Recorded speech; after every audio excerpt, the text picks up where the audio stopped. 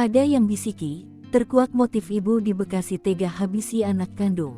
Terkuak motif ibu di Bekasi bunuh anak kandungnya.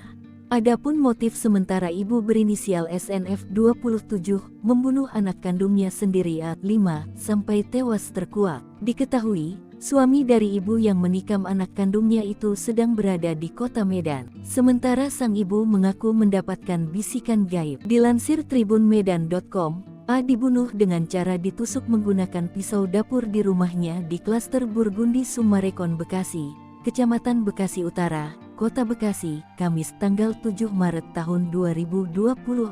Kala itu bocah tak berdosa tersebut sedang tertidur. Korban ditusuk berkali-kali saat tidur, diduga pelakunya adalah ibu korban, ucap Direktur Kriminal Umum Dirkrimum Polda Metro Jaya Kombes Wira Satya Triputra.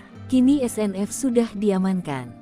Lalu adik A yang baru berusia 1 tahun, dirawat pihak dinas sosial. Sementara itu suami korban diketahui tidak berada di lokasi saat pembunuhan berlangsung. Dari hasil visum, A tewas dengan 20 luka tusukan yang tersebar di seluruh tubuh mungilnya.